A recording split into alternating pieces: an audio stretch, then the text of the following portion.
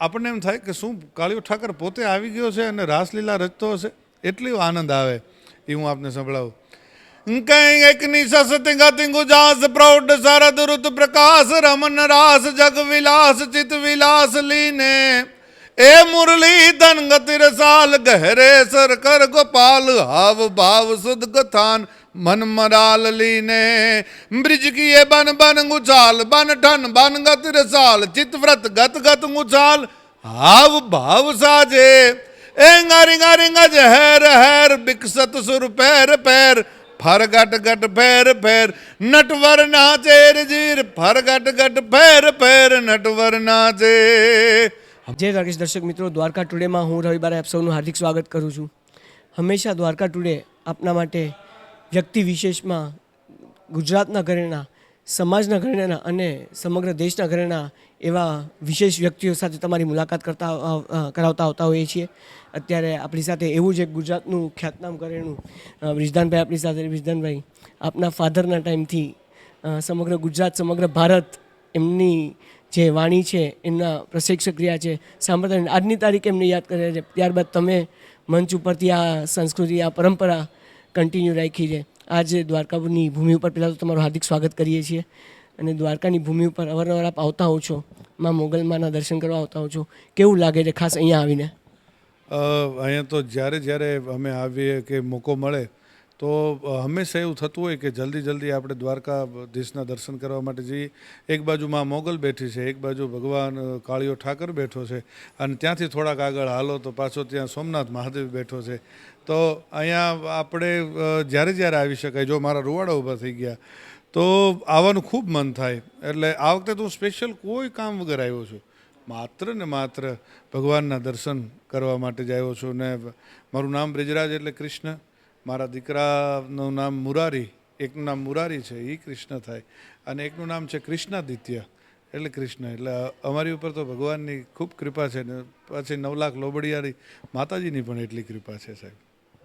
જેમ તમે વાત કરી કે તમારા બાળકોના નામ ભગવાન સાથે તો કનેક્ટેડ આપણે છીએ, તમે દ્વારકાધીશ સાથે કેવી રીતના કનેક્ટ કરો છો? તમારી સાહિત્યની ભાષામાં કંઈક કહેશો? યાદ કરે સહુ આપને આપ ખૂબ કરી લ્યો ખ્યાલ, હવે અહીં આવેલા આવજો આપ ગિરધારી ગોપાલ. ભગવાનને તો દરેક ક્ષણે યાદ કરી શકાય. હું દરેક જાપમાં ભગવાનને યાદ કરતો હોઉં છું.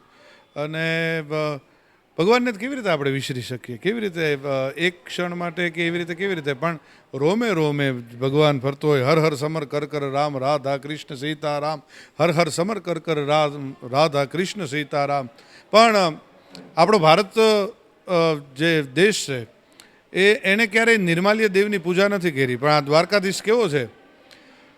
એ દિશાવ સુવાળો નાથી આરાધ્યો રે ભારતે કાયર દેવ રે, આ ભારતે કાયર દેવ. એ શીલધારી એ ત્રિશૂલધારી મારો ચક્રધારી વાસુદેવ, ધીંગાણાના ધૂપ લીધા છે, ગીતાજીના પાન પીધા છે, ધીંગાણાના ધૂપ લીધા છે, ગીતા કેરા પાન પીધા છે. દ્વારકાધીશ એ દ્વારકાધીશ છે. જ્યારે એમનો જન્મોત્સવ અહીંયા ઉજવાતો હતો, અને એવું કહેવાય છે કે ગોકુળથી અહીંયા એમને મળવા માટે આવેલા, મળી નહોતા શક્યા પણ મળવા માટે આવેલા. એટલે ઉદ્ધવજીને કીધું, કૃષ્ણે, ભગવાન દ્વારકાધીશે કીધું કે ઓળ ગોળ આખું આ રજવાડું કરી દઉં. વિશુભાઈ ગઢવીની બહુ સરસ આ કવિતા છે કે આ બધું મારું રજવાડું છે ને એ બધું આપી દઉં, ઓળ ગોળ આખું આ રજવાડું કરી દઉં, કોઈ આપે એક ગોકુળની રાત. એક રાત ગોકુળમાં જો મને વિતાવા આપે ને તો આ બધું જ આપી દઉં. એ કૃષ્ણ છે. કૃષ્ણને હંમેશા એની રાધિકા ખૂબ યાદ આવ્યા છે. આમ તો રાધિકા એનીથી જુદા છે જ નહીં, પણ છતાંય રાધાજી ખૂબ યાદ આવ્યા છે, ગોપીઓ ખૂબ યાદ આવ્યા છે, એમના મિત્રો એમને ખૂબ યાદ આવ્યા છે, એમની ગોકુળની ગાયું ખૂબ યાદ આવી છે. તો એ આપણો દ્વારકાધીશ છે. દ્વારકાધીશને તો જે રીતે આપ લ્યો, આપ મિત્રના સ્વરૂપમાં લ્યો, આપ બાપના સ્વરૂપમાં લ્યો, આપ ભાઈના સ્વરૂપમાં લ્યો, આપ સખામાં લ્યો, એને પ્રેમ કરી શકો. દ્વારકાધીશ દ્વારકાધીશ છે, અદ્ભુત છે.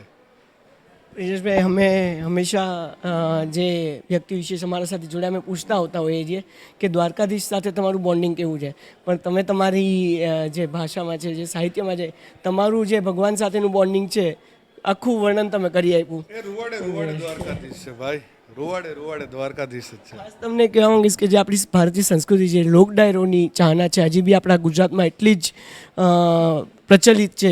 લોકો એટલો જ પ્રેમ કરે કે આપણે જ્યાં પણ આપણો ગુજરાતના સાહિત્યકારોનો લોક ડાયરો હોય, લાખોની સંખ્યામાં લોકો આવતા હોય છે. શું કહેશો આપણી આ સંસ્કૃતિ વિશે? સંસ્કૃતિ તો મૂળ તો લોહીના સંસ્કાર છે ને ભાઈ. લોહીના સંસ્કાર તો હંમેશા વડીલ કલાકારો કહેતા હોય છે ને કે એને આવતા પણ પેઢીયું લાગે અને સંસ્કારને જતા પણ પેઢીયું લાગે. સંસ્કાર કાંઈ રાતોરાત સંસ્કારવાળું ન થઈ શકાય. તમને લોટરી લાગે, તમે જુગારમાં પૈસા જીતો, કે કદાચ રાતોરાત કોઈ તમારી એવી સારી જગ્યા ઉપર જમીન હોય એ વેચી જાય તો તમે અબજોપતિ થઈ શકો, પણ સંસ્કારવાળા ન થઈ શકો. અને એના એ રૂપિયા તમારી પાસે ગમે એવડા આવ્યા હોય, એ રાતોરાત પાછા જુગારમાં હારી જાઓ તો રાતોરાત રોડપતિ પણ થઈ જાઓ. સંસ્કારવાળો રાતોરાત સંસ્કાર વગરનો ન થઈ શકે, એ અસંસ્કારી ન થાય. સંસ્કારવાળો તો એને સંસ્કારને આવતા પણ પેઢીયું લાગે અને સંસ્કારને જતા પણ પેઢીયું લાગે. અને ખાસ હું આપના માધ્યમથી આપનું જે સરસ રીતે આપ જે સેવા કરો છો, સેવા એટલે કહું છું કે આપ કોઈ ખરાબ ન્યૂઝ નથી દેખાડતા, હંમેશા સારું જ દુનિયાને પીરસો છો. તો ભગવાનનું રિલેટેડ આપ ખાસ તો પીરસો છો. તો હું ખાસ કહું આપના માધ્યમથી ઝેન્ઝીને અને જે પછી આલ્પા બીટા જે આવ્યા છે એને પણ કહું કે મા બાપને ક્યારેય પણ કોઈ દુઃખી થાય એવું કાર્ય ન કરતા. મા બાપ દુઃખી થશે તો દ્વારકાધીશ પણ તમારી સામું નથી જોતો હતો. ભગવાન પોતે જ મા બાપના સ્વરૂપમાં તમારા ઘરમાં બિરાજે છે. એની સેવા કરો અને એને હંમેશા રાજી રાખો. બસ સંસ્કાર એ જ છે સાહેબ. ને ખાસ લાસ્ટ વિધાનભાઈ, આજના દ્વારકાને તમે ગોકુળના દ્વારકા સાથે તો કનેક્ટ કર્યું, આજે તમે દ્વારકા પધાર્યા છો, આજના દ્વારકાને, આજના ભગવાનને મંદિરમાં જોઈને તમે શું કહેશો? જ્યારે હું તો લગભગ 25 વર્ષથી મને યાદ છે, 20-25 વર્ષથી હું મારા બાપુજી સાથે અહીંયા ખૂબ આવેલો છું. તો ત્યારથી હું અત્યાર સુધીના દર્શનો જેટલી વાર મેં ભગવાનના દર્શન અહીંયા મંદિરમાં મેં કર્યા, હરેક વખતે મને અલગ ફીલ થયું છે. હરેક વખતે કંઈક વિશેષ ફીલ થાય. કાલે જ જે હું ને પૂજારીજી અમે દર્શન કરતા હતા અને ભગવાનની સમક્ષ મને છંદ ગાવાનો અવસર મળ્યો. ભગવાનની રાસલીલાનો અદ્ભુત છંદ છે, લાડુદાનજી લખે છે, બ્રહ્માનંદજી. એ એક કડી હું સંભળાવું આપને. અને પણ આપણને એમ થાય કે શું કાળિયો ઠાકર પોતે આવી ગયો છે અને રાસલીલા રચતો હશે, એટલો આનંદ આવે. એ હું આપને સંભળાવું. કઈ એક નિશસ તિંગતિ ગુજાસ પ્રૌઢ શરદ ઋતુ પ્રકાશ રમન રાસ જગ વિલાસ ચિત વિલાસ લીને એ મુરલી ધન ગતિ રસાલ ગહરે સર કર ગોપાલ હાવ ભાવ સુદ ગથાન મન મરાલ લીને બ્રિજ કિએ બન બન ગુચાલ બન ઠન બન ગતિ રસાલ ચિત વ્રત ગત ગત ગુચાલ હાવ ભાવ સાજે એ ગારી ગારી ગજ હેર હેર બિકસત સુર પેર પેર ફર ગટ ગટ ફેર ફેર નટવર નાચે જીર ફર ગટ ગટ ફેર ફેર નટવર નાચે. હંમેશા માટે મને ભગવાન એ સવિશેષ દેખાણો છે. અને હું તો એમ કહું, જેટલો આ ખોળિયામાં પ્રાણ હોય ત્યાં સુધી મા મોગલના પણ એટલા જ ખમકારા થતા રહે, 9 લાખ માતાજીના એટલા ખમકારા થતા રહે.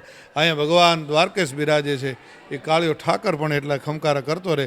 રૂપિયો મળે ન મળે એ અલગ વાત છે, પણ લજ રખ જીવ રખ તો લજ રખ, લજ વીણ જીવમાં રખ, સાયા માગું એ તો રખ તો દોણું ભેડા રખ. આ ક્યારેય ન જાય અને સરસ રીતે જીવીએ, બસ એનાથી મોટી શું વાત હોય. ભગવાન પાસે કાયમ એ માગીએ ને ભગવાન કાયમ દર્શન આપતો રહે, બસ એનાથી મોટી શું વાત છે. ખૂબ ખૂબ આભાર આપનો બ્રિજભાઈ, અમારા વ્યુઅર્સ માટે આટલી સારી વાત કરી આપે અને આપના દ્વારકાધીશ પ્રત્યે આપનો જે ભાવ છે એ પ્રગટ કર્યો. ખૂબ ખૂબ આભાર આપનો. અને ભગવાનને મા મોગલને પ્રાર્થના કરીએ કે હંમેશા તમારા અને તમારા પરિવાર ઉપર એમની કૃપા વરસતી રહે. Thank you. જય દ્વારકાધીશ.